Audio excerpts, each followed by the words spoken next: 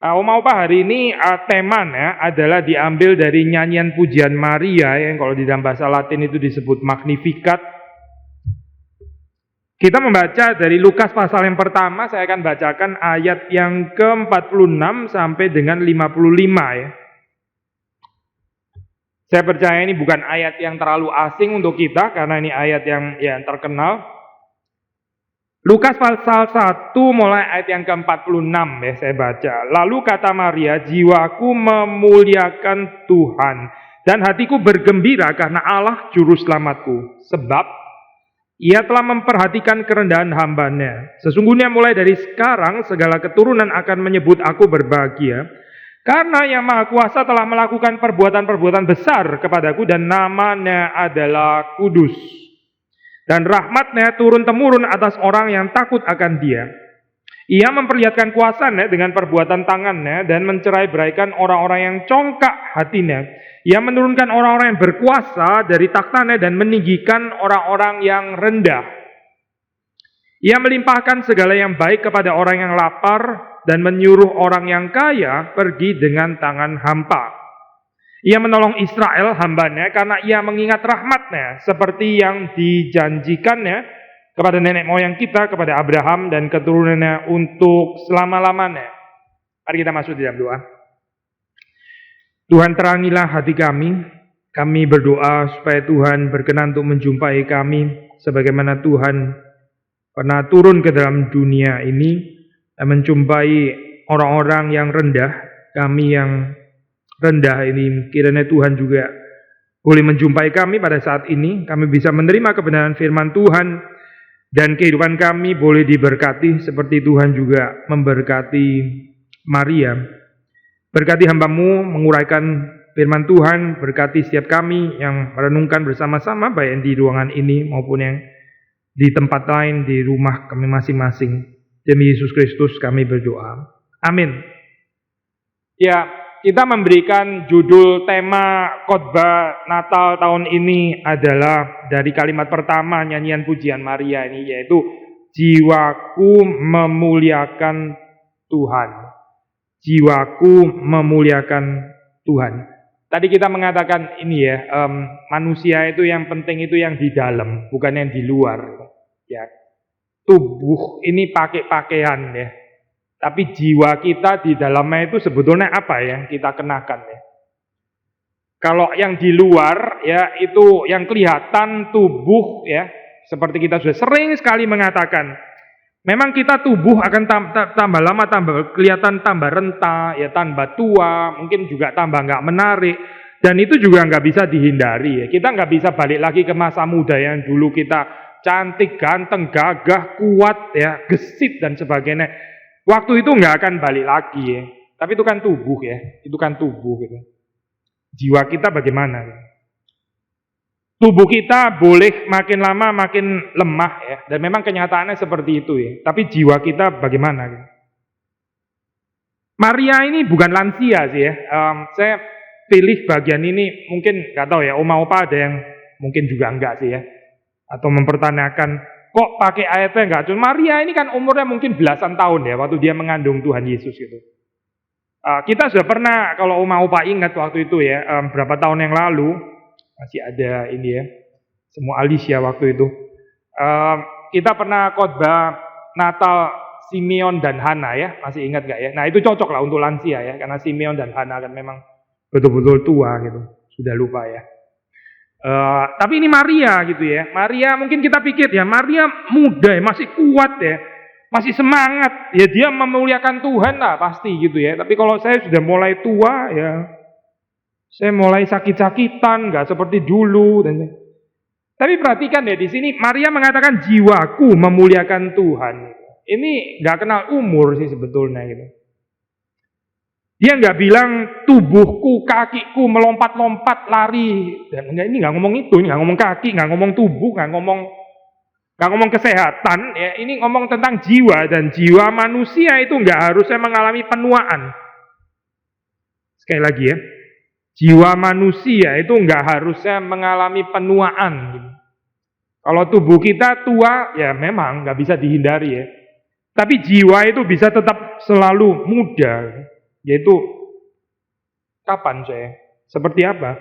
Waktu kita tidak berhenti memuliakan Tuhan. Di dalam bahasa Latin ya, saya itu pakai istilah magnificat ya, terjemahan bahasa Inggris pakai istilah magnify ya, maksudnya dekat sekali deh. Kata magnify itu dari kata Latin magnificat ya. Magnificare itu artinya adalah membesarkan ya. Memang mirip sih ya, dengan memuliakan. Membesarkan Tuhan, memuliakan Tuhan, membesarkan Tuhan. Apakah Tuhan jadi tambah besar ya waktu kita memuji Tuhan itu? Apakah Tuhan itu perlu kita ya membesar-besarkan Dia supaya Dia bisa tambah mulia atau tambah besar? Kita percaya tidak kan ya. Waktu kita memuji Tuhan, waktu kita merayakan hari kelahirannya, Tuhan nggak jadi tambah mulia sih. Tuhan itu nggak berubah lah ya, kemuliaannya, kebesarannya. Dia selalu maha besar dan selalu maha mulia. Tapi kenapa kok Tuhan perlu dibesarkan? Sebetulnya kita membesarkan Tuhan ya, itu seperti dikatakan Agustinus, yang lebih perlu itu adalah kita gitu. Bukan Tuhan yang perlu gitu. Tuhan sih nggak terlalu perlu dimuliakan gitu. Dia sudah mulia dan mulianya itu sempurna. Dia nggak akan bertambah kemuliaannya atau kebesarannya waktu kita memuliakan dan membesarkan Tuhan. Nggak akan tambah gitu. Tapi berbahagia ya kehidupan kita kalau kita bisa melihat Tuhan itu besar. Jiwaku membesarkan Tuhan. Maksudnya kita itu belajar untuk mengatakan bahwa Tuhan itu besar, bukan cuma maha besar. Memang Dia pada dasarnya maha besar, tapi Dia juga maha besar di dalam kehidupanku. Ada orang melihat Tuhan itu nggak besar. Ya secara teori, ya Tuhan selalu besar lah, ya Tuhan selalu mulia, bahkan maha. Ya. Tapi di dalam kehidupannya, dia nggak melihat Tuhan itu besar. Dia melihat persoalan keluarganya yang besar.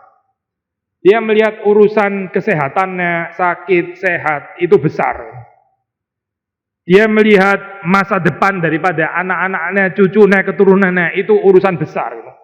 Tapi Tuhan seperti kayak di pojok mana, nggak kelihatan gitu ya. Tuhan yang besar itu di dalam kehidupannya, kecil sekali gitu ya. Kecil sekali. Maka Maria ini mengajak kita untuk membesarkan Tuhan ya, bukan demi Tuhan supaya makin besar. Sekali lagi ya, Tuhan nggak akan tambah besar dengan pujian kita, Dia nggak akan tambah mulia. Tapi untuk kebaikan kita, Agustinus ya pernah mengatakan, waktu kita beribadah kepada Tuhan, ya, waktu kita memuji Tuhan, waktu kita datang kepada Tuhan, ya, itu sebetulnya yang lebih dapat benefit ya, manfaatnya, berkat itu kita gitu, bukan Tuhan. Ya Tuhan pasti bersuka cita ya waktu Dia menerima ibadah kita, pastilah. Tuhan bukan kayak batu yang lu ibadah nggak ibadah saya sama saja. Ya tidak, pasti ya. Tuhan bahagia. Tuhan juga bersuka cita kalau kita memuliakan Dia, pasti ya. Tapi yang mau dikatakan oleh Agustinus, waktu kita memuji Tuhan, waktu kita menyembah Tuhan, waktu kita memuliakan Tuhan, itu yang paling dapat berkat ya, yang paling dapat kebahagiaan, lebih dapat kebahagiaan di sini sebetulnya ya. Yang diubahkan itu bukan Tuhan, tapi kita. Kita keadaan kita yang tadinya itu nggak bisa bergembira, nggak bisa bersuka cita, nggak bisa berbahagia, sekarang menjadi bergembira, bersuka cita, berbahagia. Karena kita melihat Tuhan itu besar di dalam kehidupan kita. Waktu Tuhan itu besar, segala sesuatu yang lain di dalam kehidupan kita, entah itu pergumulan-pergumulan apa ya, apapun itu ya, itu ditaruh di dalam posisi yang tepat ya, bukan yang paling sentral, bukan yang paling besar. Kita jangan setelah menjadi semakin usia lanjut ya, semakin banyak kekhawatiran. Jangan ya. Jangan karena kita semakin menuju usia lanjut, makin lama makin khawatir, makin panik gitu ya. Waktu muda nggak banyak panik, waktu tua seperti lebih banyak panik, lebih banyak khawatir. Kalau gini ada yang salah gitu. Mungkin jangan-jangan dulu waktu muda nggak banyak khawatir, kenapa? Karena merasa hidup ini saya bisa kontrol. Hidup ini saya bisa kuasai, saya bisa kerja sendiri, saya bisa jalani, saya lebih kuat. Tapi waktu kita mendapati kehidupan kita makin lama makin gak kuat, kita mulai panik. Karena apa? Ya karena kita salah pikir sih ya, kita pikir hidup itu dikontrol kita sendiri. Hidup itu saya kontrol sendiri. Waktu saya tua, waduh saya masih bergantung kepada anak, gak bisa kontrol sendiri. Sekarang malah anak yang kontrol saya. Waduh gimana ini? Waduh waktu dulu saya yang kontrol dia, sekarang saya malah dikontrol. Sulit ini kayak begini. Hidup ini bukan kita kontrol, bukan. Hidup ini ada di dalam kontrol Tuhan, dan itu nggak berubah. Kita yang bisa berubah ya, dari kehidupan yang dulu mungkin waktu muda, kita suka mengontrol kehidupan kita sendiri, tapi waktu kita tua, harusnya waktu kita semakin bertumbuh ya, kita semakin menyerahkan kontrol itu kepada Tuhan. Tuhan Yesus pernah bilang kepada Petrus ya, waktu di dalam cerita yang kita baca di dalam Injil Yohanes itu. Tuhan Yesus mengatakan, waktu kamu muda, kamu pergi ke tempat yang kamu kehendaki. Waktu kamu muda. Waktu kamu tua, kamu dibawa orang ya ke tempat yang kamu tidak kehendaki. Saya nggak tahu mau Pak berpikir apa ya dengan kalimat ini ya. Mungkin berpikir, ya itulah memang hidup saya dulu ya persis kayak gini. Kayak Petrus dulu saya bisa pergi kemana-mana terserah saya, anak mesti ikut saya. Saya dulu waktu muda, saya pilih restoran apa, ya anak-anak yang ikut, nggak mungkin anak yang pilih. Menunya pun saya yang pilih, saya yang bayar juga. Tapi kalau sekarang, saya mesti ngikut restoran yang dipilih anak, saya pergi nggak pergi tergantung anak, bahkan kebaktian pun tergantung anak mau nganterin atau enggak. Betul itu yang dibilang Tuhan Yesus tentang Petrus. Seperti mirip ya. Maksudnya Tuhan Yesus bukan itu. Bukan itu maksudnya. Tapi di dalam kehidupan, waktu orang itu muda ya, dia itu kontrol hidupnya sendiri. Gitu. Dia nggak mau menyangkal diri. Dia, orang Jawa bilang sakarepe dhewe gitu ya. Dia pokoknya terserah dia mau apa gitu. Dia mau apa ya dia nentukan sendiri gitu. Itu waktu muda. Tetapi waktu tua ya, hidup itu harusnya lebih berserah. Lebih dikuasai oleh Tuhan. Lebih menyangkal diri. Gak boleh lebih egois. Dulu waktu muda itu egois. Saya pergi kemana saya mau, terserah saya pergi kemana, saya makan apa, saya mau kemana. Orang lain yang mesti ikut saya. Itu dulu waktu kita muda.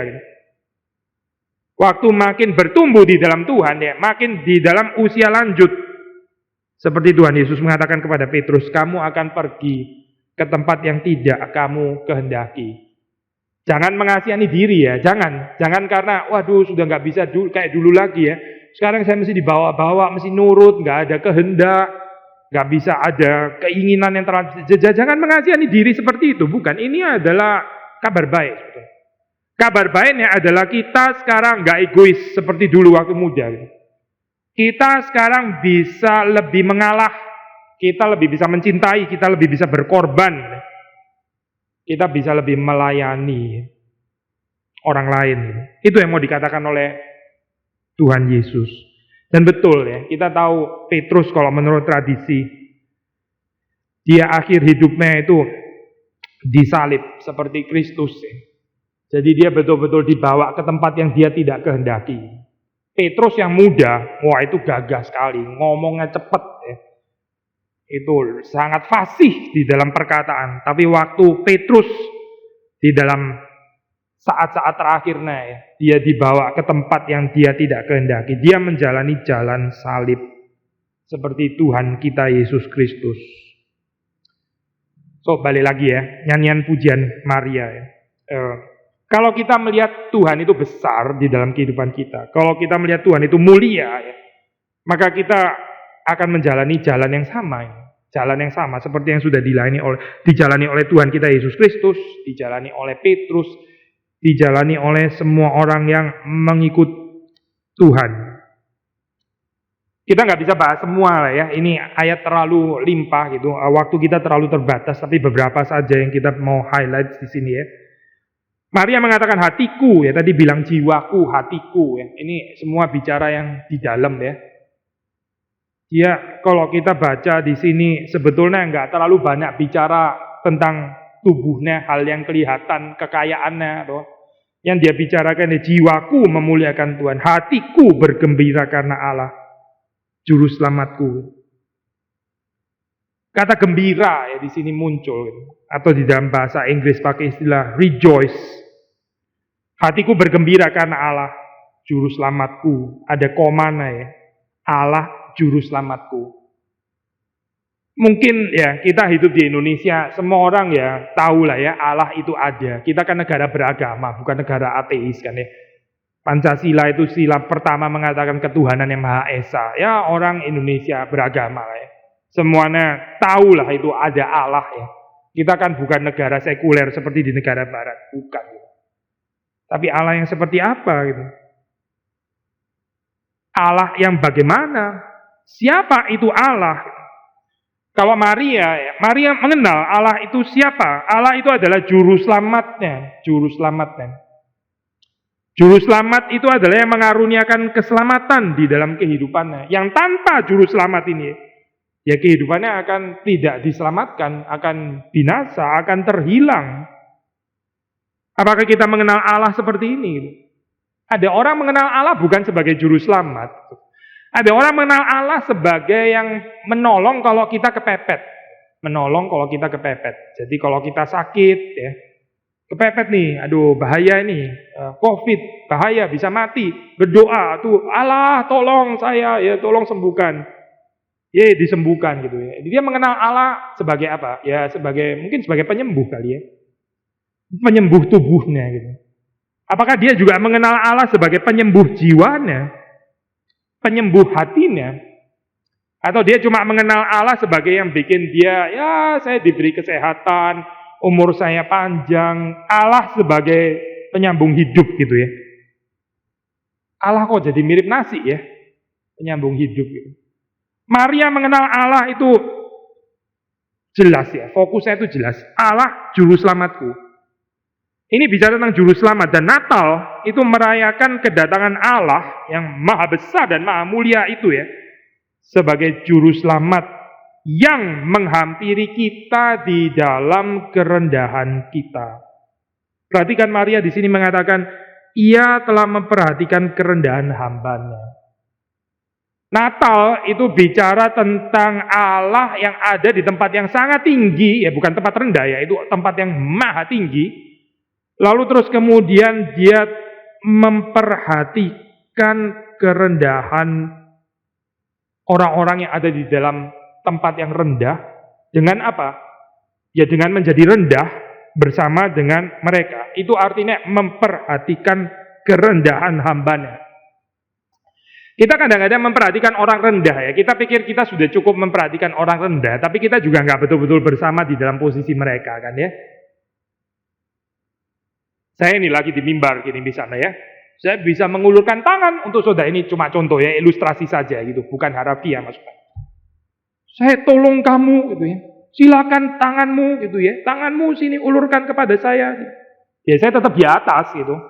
Saya tetap di atas. Yang ditolong di bawah, tetap di bawah. Yang di bawah ya di bawah, yang di atas ya di atas itu. Saya nggak pernah mengerti kesulitan orang yang ada di bawah, saya tetap tolong. Tolong sih, tolong bukan nggak tolong. Tapi tolong dari atas dan tolong dengan tetap tidak turun. Allah itu bukan itu loh. Tuhan Yesus yang kita rayakan itu bukan itu.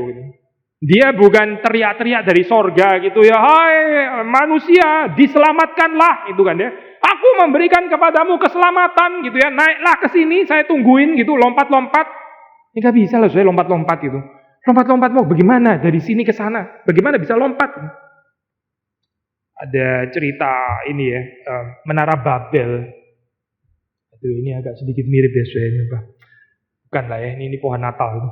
Menara Babel itu bangun dari bawah ya, terus mau ke atas sampai mencapai langit ya. Ya inilah jalan agama, jalan perbuatan baik. Manusia pikir, ya Tuhan gak perlu turun, saya akan naik. Saya akan naik ke surga, saya akan menghampiri Tuhan. Karena saya bisa naik ke sana. Omong kosong itu. Itu orang congkak, orang yang gak mengenal diri. Apalagi ya, di dalam keadaan seperti sekarang, di mana kita sudah lebih gak kuat ya, masih bisa berpikir seperti ini ya. Waduh, itu keterlaluan ya. Mestinya ya, waktu kita menjadi makin tua, kita makin menjadi rendah hati.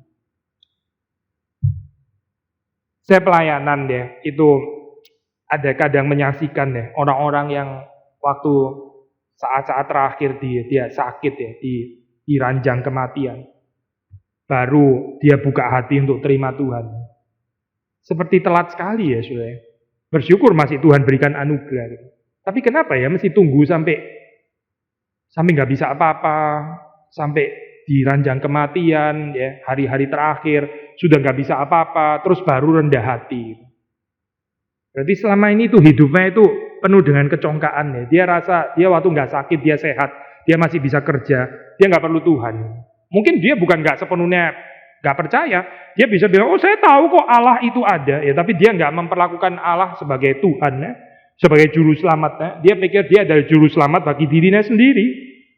Tapi terakhir ya, waktu mulai menghadapi kematian baru sadar bahwa ini saya nggak bisa sendiri. So, telat sekali ya, telat sekali. Gitu. Kenapa nggak di dalam masa muda? Kenapa nggak sekarang merendahkan diri di hadapan Tuhan? Kita sudah pernah mengatakan deh, yang ironi di dalam Natal itu adalah Tuhan tuh dia memperhatikan kerendahan hambanya. Dia turun ke tempat yang rendah. Orang yang congkak itu nggak ada di tempat rendah, adanya di tempat atas. Tuhan nggak ada di sana. Coba baca di dalam cerita Alkitab. Herodes itu ada di dalam tempat yang atas. Itu bukan rendah, itu posisi istana. Tuhan nggak menghampiri orang-orang seperti itu. Bukan seolah Tuhan nggak sanggup menyelamatkan mereka. Bukan ya, kok mau menyelamatkan bisa saja gitu ya. Tapi mereka sendiri ya, yang memosisikan diri mereka itu terlalu di atas. Hidupnya itu dikuasai oleh ego. Yang besar itu bukan Tuhan, dia bukan memuliakan Tuhan, dia memuliakan dirinya sendiri, memuliakan egonya sendiri. Natal ya, pasti nggak dimengerti orang-orang seperti ini. Herodes, dia nggak mengerti Natal, dia benci bahkan dengan Natal. Dia merasa terancam. Karena ada yang lebih besar daripada dia akan muncul, ini harus dibunuh. Kenapa ya? Karena membunuh ego saya. Saya nggak mau ego saya terbunuh. Daripada ego saya terbunuh, lebih baik saya membunuh anak yang baru lahir, yang katanya Mesias, raja orang Yahudi ini. Herodes itu keturunan Edom ya, bangsa Edom. Jadi sebetulnya ya kita bisa mengerti kenapa dia panik ya. Ini dibilang raja Yahudi, orang Yahudi. Sekarang ada raja Yahudi. Dia tahu bahwa dia ini orang luar sebetulnya. Dia tahu bahwa dia itu raja abal-abal. Tapi dia juga nggak bertobat juga gitu. Dia bukan mau menyembah Raja Yesus, tapi dia malah mau membunuh. Mengapa sekali lagi ya? Ya karena dia mau memuliakan dirinya sendiri, dia nggak memuliakan Tuhan. Natal bukan untuk Herodes. Herodes berada di dalam posisi yang terlalu atas, terlalu tinggi, sampai Tuhan nggak bisa menyapa dia. Gitu. Tapi yang disapa justru adalah Maria, ya. Yang disapa adalah gembala-gembala, ya.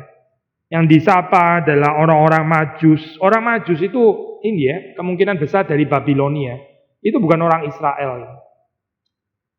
Orang Israel yang seharusnya paling menantikan Mesias, banyak yang nggak mengerti apa-apa tentang Natal. Ironis sekali ya. Gitu. Yang ironis itu kalau orang Kristen ya mengaku diri Kristen, tapi dia paling nggak mengerti apa artinya Natal. Buat dia Natal cuma suasana saja gitu. Ya, in a way kita bagus juga sih ya nih perayaan Natal tanpa candlelight. Ya, kan kalau terang benderang kayak gini kita pakai candlelight kan ya lucu ya sudah ya. Untuk apa coba gitu ya? Tapi paling nggak kita sedikit bebas dari urusan suasana-suasana. Ya, memang kita datang bukan untuk itu. Gitu. Natal itu bukan untuk cari suasana-suasana ya. Terus dengar lagu-lagu, jingle bell atau apa gitu ya. Kadang-kadang lebih lucu lagi orang kita di negara tropis pasti bikin salju-salju buatan lah, apalah gitu ya. Masuk-masuk kulkas lah apa gitu misalnya ya. Lucu sekali gitu maksudnya. Itu bukan kita merayakan Natal kan ya, kita nggak ada di sana kok. Kita ada di Indonesia gitu. Nggak penting itu ya. Salju-salju turun-turun terus ada rusa-rusa apa itu. Nggak penting itu ya. Kita dokar juga oke, atau becak atau bemo atau apalah, nggak ada semua kali ya di sini. Nggak penting itu memang Natal bukan itu kok sebetulnya gitu. Tapi kalau kita sendiri waktu Natal kita tidak berada di tempat yang rendah, kita bermasalah kita bermasalah. Tuhan turun dan memperhatikan kerendahan hambanya. Dia turun ke tempat yang kotor itu. Saudara dan saya di tempat kotor bukan? Atau kita merasa diri bersih? Tuhan Yesus datang ke tempat kotor karena memang dia mau menghampiri orang-orang yang kotor, orang-orang yang berdosa, orang-orang yang malang, orang-orang yang perlu keselamatan. Berbahagia kita kalau kita seperti Maria, tahu bahwa kita adalah orang-orang yang rendah, perlu kerendahan hati untuk menerima Natal. Waktu Allah itu turun dari tempat yang paling tinggi sampai yang paling bawah, ya, Allah itu menyatakan kerendahan hatinya. Ya, yang bisa turun dari atas ke bawah itu rendah hati. Tapi perhatikan ya, yang bisa menyambut turun sampai ke tempat yang paling rendah, itu sendirinya juga mesti rendah hati. Bukan cuma Allah yang perlu rendah hati. Lalu dia toh sudah rendah hati, saya tetap congkak, saya tetap sombong, saya tetap nggak merasa perlu Tuhan, dia akan cari saya juga kok, karena dia rendah hati kan? Oh tidak, sudah tidak. Orang yang nggak rendah hati, orang yang nggak mau merendahkan dirinya, dia nggak akan menjumpai Allah di dalam Natal. Dia akan sisipan nih. Tuhan turun malah dia naik. Naik kemana? Nggak tahu. Naik kemana itu? Ke tempat tinggi yang dibangun oleh manusia sendiri. Maka Oma Opa membaca di sini ya. Saya lompat sedikit ya.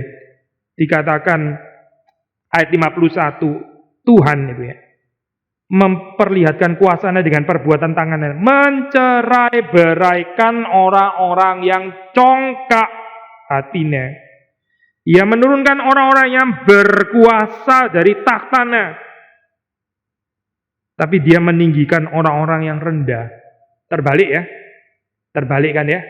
Memang Natal itu jungkir balik, gak seperti di dalam dunia ini. Kalau di dalam dunia ini ya, orang-orang yang ada di takhta itu disembah sujud, dijilat-jilat ya, disenengi, dikagumi, di-follow, banyak pengikutnya, ditepuk tangani.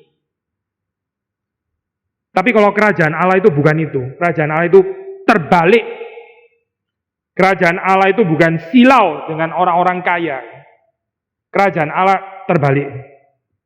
Kerajaan Allah mengatakan orang kaya disuruh pergi dengan tangan hampa. Itu kerajaan Allah. Tuhan itu nggak bergantung kepada posisi orang kaya, orang yang tinggi, orang yang terkenal, orang yang punya koneksi, orang yang punya kuasa, dan sebagainya. Tuhan nggak tertarik dengan itu. Oh, dia sendiri di tempat yang paling tinggi. Kenapa dia mesti tertarik ya? Orang yang tertarik dengan ini ya, kebesaran-kebesaran dunia ini, itu orang pasti nggak mengenal kebesaran Tuhan. Sekali lagi ya, orang yang masih tertarik dengan kebesaran-kebesaran dunia, itu orang pasti nggak mengenal kebesaran Tuhan. Kalau saudara ada makanan yang sebetulnya nggak terlalu enak, ya, lalu saudara bilang enak sekali, itu berarti saudara nggak pernah makan makanan yang betul-betul enak. Nangkep nggak? Saudara bilang makanan kayak gini, keasinan kayak gini, atau yang satu nggak ada rasanya kok dibilang enak sekali. Kasihan banget sih orang ini. Apa sih yang dia makan ini? Dia belum tahu makanan enak. Dia belum tahu makanan enak. Makanan nggak enak dibilang enak. Sama saya. Dia belum melihat kemuliaan yang sesungguhnya. Kemuliaan Tuhan. Dia belum melihat, dia belum mengenal. Maka kemuliaan yang ecek-ecek dari dunia ini, dia kagum sekali itu. Kebesaran yang di dalam dunia ini, wah dia tertarik sekali. Kenapa? Karena nggak pernah berjumpa dengan kebesaran yang sesungguhnya, yaitu Allah. Maria sekali lagi mengatakan, jiwaku memuliakan Tuhan. Ini ajakan ya, ini undangan gitu. Mari kita memuliakan Tuhan. Karena kalau kita nggak melihat Tuhan itu besar, kalau kita nggak mau melihat Tuhan itu mulia, segala sesuatu itu akan menggantikan posisi kemuliaan itu. Hidup ini nggak mungkin vakum, kosong. Manusia itu selalu harus berurusan dengan kebesaran dan kemuliaan. Karena manusia itu diciptakan dengan hati untuk menyembah dan beribadah. Manusia nggak bisa nggak menyembah. Manusia nggak bisa nggak beribadah. Manusia itu nggak mungkin tidak kagum. Nggak bisa itu. Manusia harus ada kagum. Pertanyaannya ya, apa ya yang dikagumi gitu? Apa yang dia sembah? Kalau yang disembah, yang dikagumi itu ternyata adalah kemuliaan dunia, ya, yang fana itu ya, seperti ini. Orang-orang berkuasa yang ada di takhta, orang-orang yang congkak, orang-orang yang kaya, ya, orang-orang di tempat yang tinggi seperti Herodes gitu misalnya. Ya, Kita kasihan, kita nggak mengerti Natal gitu. Natal justru mau menjungkir balikan itu semua gitu. Natal itu justru mau mengoreksi kehidupan yang seperti ini. Melihat seperti Tuhan melihat. Ya. Tuhan nggak melihat seperti dunia ini melihat, tapi Tuhan melihat mereka yang berada di tempat yang rendah, lalu dia sendiri turun ke sana, turun ke tempat yang rendah itu, dan bersama dengan orang-orang yang rendah. Dia meninggikan orang-orang yang rendah, bukan orang-orang yang tinggi yang ditinggikan. Orang tinggi nggak usah ditinggikan lagi, sudah tinggi kan ya? Seperti Yesus mengatakan, saya datang bukan untuk orang benar, tapi untuk orang berdosa. Orang benar yang nggak usah dibenarkan lagi toh, sudah benar kok. Tapi betul nggak sih dia benar gitu? Yesus sebagai tabib dia datang untuk orang yang sakit, bukan untuk orang yang sehat. Orang sehat nggak perlu tabib, nggak perlu dokter. Dia sudah sehat. Untuk apa dokter? Orang yang merasa dirinya sudah selamat dan nggak akan binasa, akan hidup kekal. Ya sudah, dia juga nggak perlu juru selamat memang.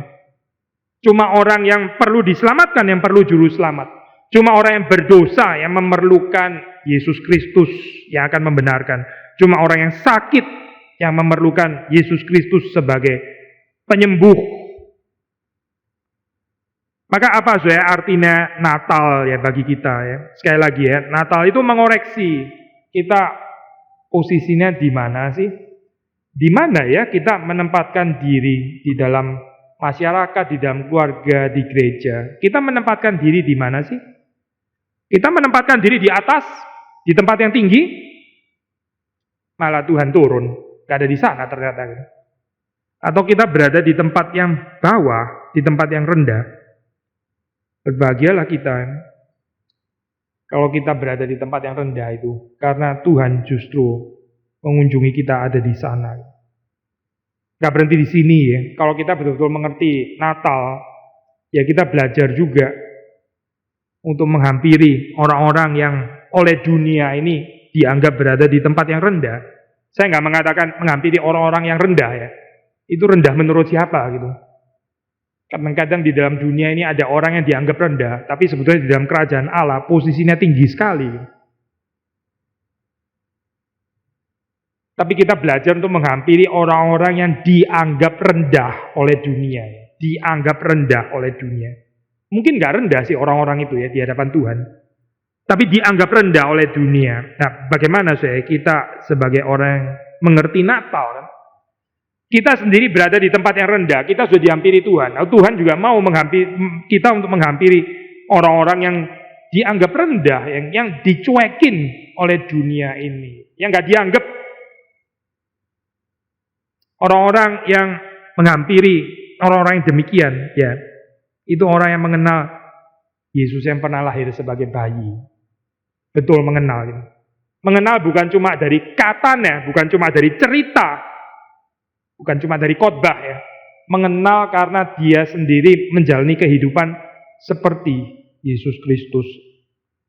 Dia nggak tertarik dengan posisi-posisi yang ada di atas, ya. Dia nggak silau dengan itu. Dia lebih suka turun daripada naik. Dia lebih suka bersama dengan orang-orang yang sederhana. Harap ini menjadi pertumbuhan kita ya. Sekali lagi ya, semakin kita menjadi tua secara umur ya. Orang tua itu dikatakan ini ya, makin bongkok ya, betul ya. Seperti kayak kita dipaksa rendah hati gitu ya. Tapi kalau saudara bisa menghayatinya secara spiritual, ya, secara sikap hati ya. Saya nggak bicara tubuh ya. Tapi alangkah indahnya kalau kita makin tua ya, juga makin membongkok hatinya ya. Bukan tulang leher atau apa, bukan. Tapi hati dan jiwa kita itu makin lama itu makin menunduk ya. Makin lama makin beribadah kepada Tuhan. Makin lama makin rendah hati di hadapan orang lain. Itu betul-betul pertumbuhan yang dikerjakan oleh Tuhan. Jangan makin tua, makin ke atas ya. Makin gak lihat siapa-siapa. Matanya ada di atas. Tahu sih, matanya di atas. Gak mau lihat siapa-siapa. Pokoknya dia lihatnya ke atas terus. Hati-hati loh, sih di atas ada burung, ntar bisa berak, kena akhirnya matanya kena itu lagi ntar. Untuk apa lihat-lihat ke atas seperti itu ya? Tuhan yang kita kenal, itu dia nggak lihat ke atas, dia lihatnya ke bawah. Gitu. Kalau kita bilang kita mengenal Tuhan, saudara dan saya ya, kita belajar melihat juga arah yang sama seperti yang dilihat oleh Tuhan. Karena apa? Ya karena kita sendiri berada di dalam posisi itu. Tuhan pernah melihat kita seperti itu. Tuhan sudah meninggikan kita. Lalu terus bagaimana? Menikmati ketinggian karena sudah ditinggikan oleh Tuhan. Tidak kan ya? Tidak. Tapi masih banyak orang-orang yang bisa dicapai. Mari kita menghayati hari Natal ini ya dengan benar di dalam kehidupan kita. Nggak tahu Tuhan masih beri berapa lama, berapa tahun di dalam kehidupan kita. Umur setiap orang beda-beda ya. Tapi semakin kita bertumbuh ya, semakin seharusnya kita ini merendah seperti Tuhan yang kita kenal. Kiranya Tuhan memberkati kita semua. Mari kita masuk di dalam doa. Tuhan, kami bersyukur kami bisa merenungkan nyanyian pujian Maria ini. Meskipun Maria bukanlah lansia, bukan orang yang tua, tapi kami bisa belajar daripada pujiannya, daripada nyanyiannya, yang juga mewakili kami semua. Kami bukan dipersekutukan, kami bukan disatukan karena kami berumur sama, bukan karena kami punya pergumulan yang sama, tapi kami dipersekutukan karena kami, sekalipun kami adalah orang-orang yang rendah, tapi Tuhan sudah menghampiri kami. Tuhan sudah memperhatikan kerendahan kami. Terima kasih Tuhan, Kau sudah mengumpulkan kami dan jadikan komunitas di tempat ini, komunitas yang belajar juga untuk mengerti spirit semangat dari Natal. Ketika kami juga di dalam hidup ini tidak memandang muka, tidak silau dengan kemuliaan yang ada pada dunia ini, tapi bisa melihat seperti Engkau melihat. Ya Tuhan memberkati kami semua, Tuhan nolong kami selama kami hidup, masih ada tugas yang Tuhan percayakan, kami masih bisa menjangkau, memperhatikan juga orang-orang yang dianggap rendah oleh dunia ini. Seperti Tuhan sendiri juga sudah memperhatikan kami yang rendah. Kami bersyukur untuk kebaikan Tuhan, untuk rahmat Tuhan, turun-temurun atas orang-orang yang takut akan Engkau. Demi Yesus Kristus kami berdoa, kami bersyukur. Amin.